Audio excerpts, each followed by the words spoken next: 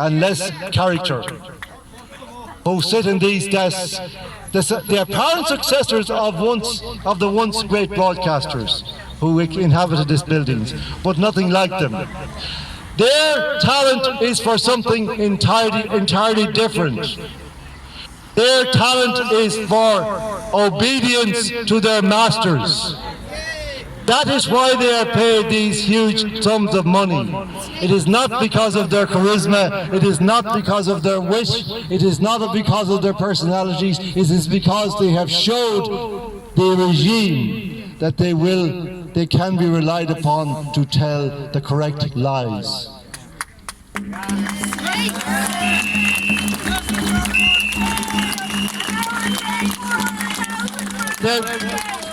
The Director General of this institution, God help us, D. Forbes, has said in the recent past that the license fee needs to be doubled. Why? Why? Just in case, she said, because if it is not, then RTE will cease to be relevant to the Irish people. No, my friends, I do apologise for implying previously that everybody in RTE lacks wit or a sense of humour. Clearly, the Director General has a very good sense of humour indeed, because RTE has not represented the Irish people for well over 20 years in any meaningful sense. It has attacked the Irish people, their values, their traditions, their language, their music. It has attacked it in every way. It has undermined the very fabric of our connection with our own country on a daily basis. It has abused us. It has called far-right people who actually say the Irish people have preeminence in their own country. Well, who has, if not the Irish?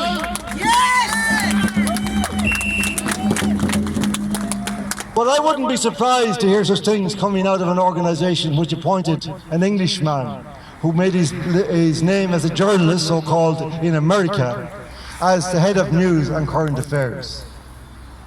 This man, at a previous protest outside this gate, came to the protesters, who were fewer in number than today, and said to them, have you people nothing better to do than standing around here protesting about things?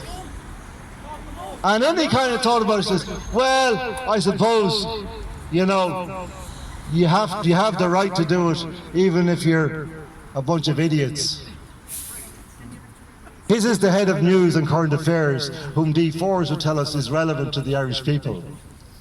And we need him. John Williams is his name.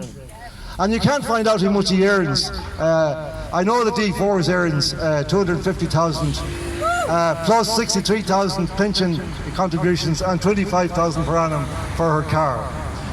But I assume that John Williams, because his is not being published, even though he's of a lower rank, he's actually paid more than she is. That's my supposition. And that's all taxpayers' money. It's your money. It's your money. It's our money. We pay them to insult us.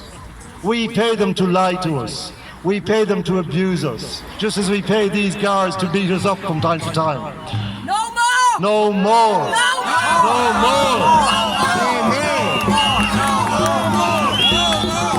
So I'll finish. 32 years ago, my friends, when RTE was still a respectable broadcaster, I appeared on the Late Late Show as a very young man. I was only 2. And I made a speech on the soapbox that night about why Ireland should repudiate its national debt. Seems like only yesterday. Seems like tomorrow week, actually.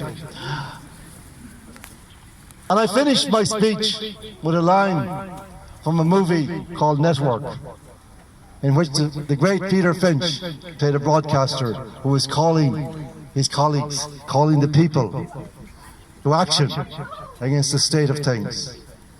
And I'll finish with the same words today, my friends. Do you remember that scene when Peter Finch opened the window of his street and started shouting this to the street? And everybody came to their windows and they shouted. And he said, we're mad as hell, and we're not going to take it anymore! We're mad as hell, and we're not going to take it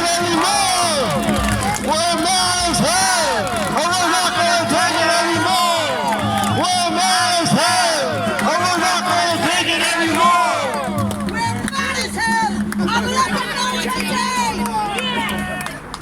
we going to let them know it today? If you're not angry, there's something wrong with you. Thank you, John.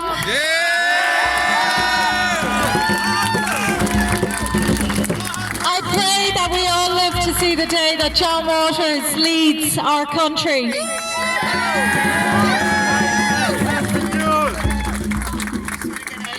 While we talk here today, thank you all, first of all, for all of your support. It's been a horrific 24 hours. We haven't really slept at all in light of what happened yesterday, but I want you to know, those of you who don't yet know, that on the streets of Berlin and London and other European capitals today, they have come out in their hundreds of thousands to stand up.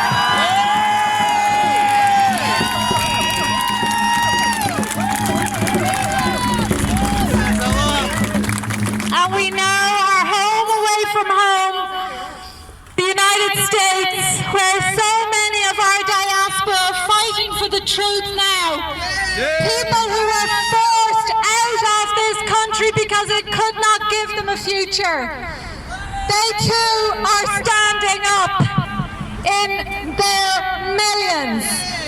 So we have great protection from what is happening in the UK, continental Europe and the United States, because we have placed ourselves in such a position as to be insignificant in the eyes of the world. And I want that to change. I want our country to be seen as the great country that it is. And it will again. And there is one way of ending this now. If we could end it tomorrow. All we need on this road is 50,000, 100,000, and it's over. How difficult would that be?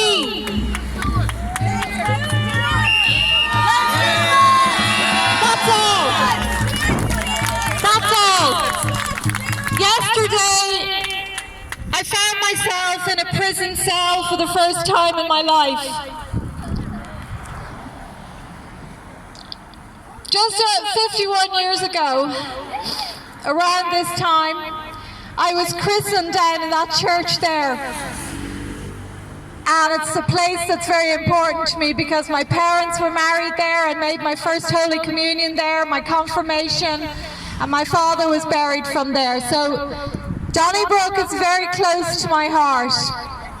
I was educated in Donnybrook too. And every morning we pulled on our bottle green jumpers, and the crest on our jumpers was Veritas. Veritas. And my father used to say to me when I was very small, Veritas truth, Veritas truth, Veritas truth. It was the slogan, the logo, the motto of the Dominican nuns who educated me, who were great, strong women and who demanded the truth from us. And that was embedded into me from a young age, and it drove me into journalism. And for me, journalism is fundamentally about truth, telling the truth and serving the public interest and no other interests.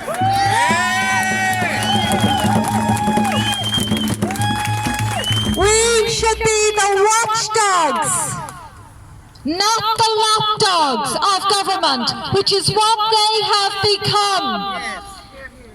And when I was growing up, as John has said, this was a respectable institution. In fact, some of the journalists in here back in the 70s and 80s and 90s inspired me to go into journalism. And I watched them go after politicians on behalf of the Irish people until they got answers. And I said, I want to do that. But I soon discovered that in these times that's not acceptable. Journalists have to toe the line. They have to churn out propaganda, and if they don't, as I refuse to do, they will be silenced. The state, as you all know, has been trying to silence me for many years. They took my job of 20 years, the Irish Independent, because I was exposing their corruption and the murders of citizens that they had covered up. Recently, I've been talking more about Veronica Guerin, in whose murder they are implicated. And increasingly, I have felt their boot on my neck. And I know that that is a sign of their fear. It is a sign that they are in panic mode, because I will always point the finger at every single one of them. Not one of them stood up for Maurice McCabe when he was being called a paedophile with the assistance of this organisation. Not one of them. And when I talk to them about him, they can't look me in the eye. They stayed silent. They stayed silent over the Father Niall murder, Raynard Murray, Sophie Duplantier, Mary Boyle. The list goes on. Shane O'Farrell, Shane Toohey. I could list so many. Shame on them! Shame on them! Shame on them! Shame on them! Shame on them! I could list so many citizens whose murders have been covered up by these people, because until they speak out, they are complicit. And I'm not only talking about murders, but the most grotesque child sexual abuse that they have covered up. And because I am one of only maybe 2 or 3 journalists saying that they are responsible for the protection of VIP paedophiles, it is easier for them to come after me. Yesterday I was physically assaulted by 3 of them. 3 monsters, 3 savages, barbarians. And what was my crime? Trying to waken up our people to this scandemic. That was my crime.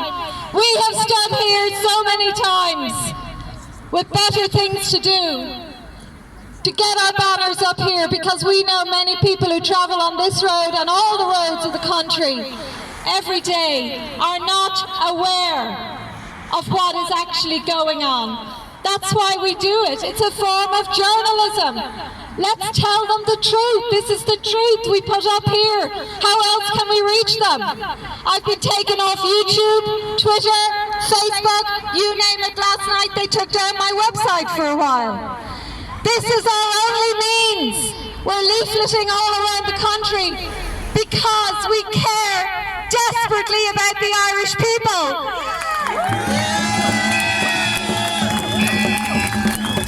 And we care about the future generations who are being so traumatized now. Traumatized. Last night when we were in Blackrock Garda Station making a criminal complaint about Joseph Waldron, there was a little family in there, a new baby that was born in the height of the pandemic, and both of the non-pandemic, the scandemic, both of her parents had masks on. And I could see because babies when they're very young, they learn so much from reading the lips, hearing the words, and observing the facial expressions of their parents. And I could see that this beautiful little Irish child was looking into her father's eyes, and all she could see were his eyes. And I thought the trauma that is happening to that child, to all of our children who can no longer see their parents' facial expressions, They talk to them through muffled voices. It is child abuse. This generation is being so damaged. These beautiful, innocent children are being so damaged, and we stand here today for them. We must give them the country that we deserve. A beautiful child that I met last week, about to cross the important milestone into secondary school on Monday. She won't be going. Why? Because her parents will not allow her to wear a mask because they are dangerous.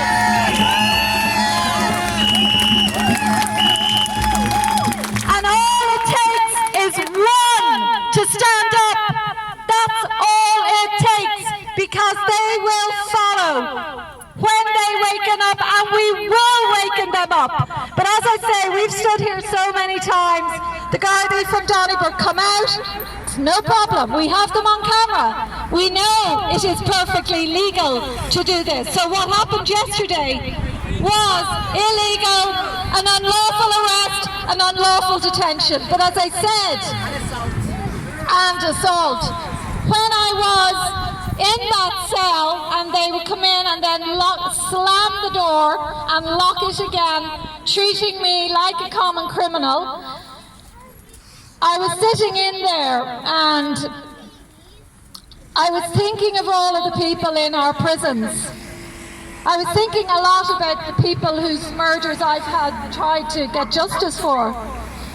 But I was thinking a lot about all the citizens in our prisons now who should not be there. And there are many today. When I was in that cell with nothing, all of my possessions had been taken. I didn't even have a watch on me. It was taken. My wedding rings, everything was taken from me. And I felt for the first time in my life incredibly helpless, because I am somebody who likes to act. And I am utterly and totally committed to this country. I mean that. But I said, what good am I in this cell to anyone? I am no use to anyone in here. I knew probably this moment was coming, but I was thinking of all the other citizens who had been in that cell, beaten up by these thugs. Innocent men and women like me. These are the biggest threat to our society. These are. And they must be taken down. There was one solution to yesterday, but it didn't happen, and I understand there was a timing issue. The next time any one of our citizens is arrested, be it Andy, Dolores, Niall, myself, John, or any of you, I am asking you here today to get to the place where they are being held.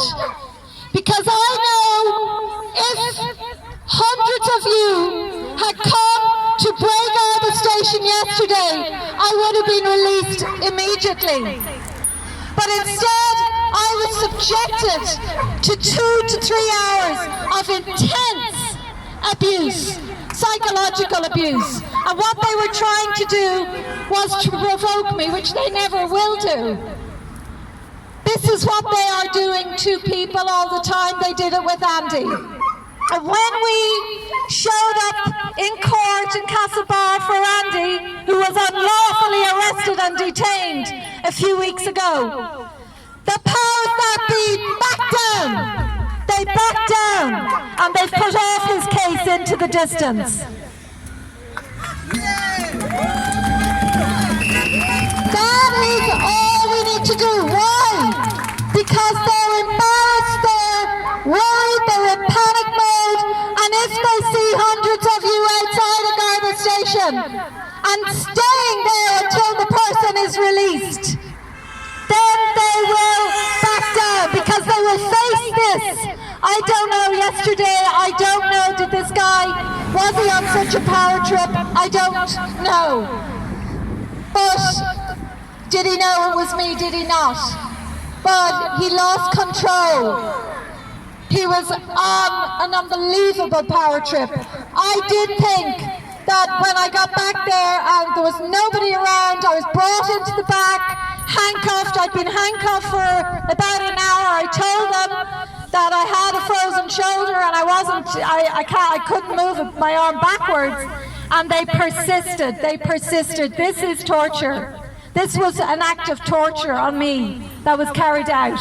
If they do this to me, can you imagine what they are doing to vulnerable citizens in very deprived communities that don't live in the leafy avenues of Dublin 4, but who live in the parts of our city and country that have been destroyed as a result of state dependency, socialism, communism, getting people into a position where they are utterly reliant on the state and they cannot make a go of things for themselves. They're the people that I am most worried about because their children are being taken from them, as Dee knows. These single mothers are so vulnerable. Tusla go in and take the children. They are creating generations of Irish people who will be destroyed. That's all you have to do. We are the new citizens' army here today. And everyone who turned up at the Customs House last Saturday, GPO, we are all together united. And all we have to do now is when they attack us again or unlawfully arrest, I'm begging you to get in your hundreds down to the place where the person is being held. And they will back down. They will back down. So thank you all for being here.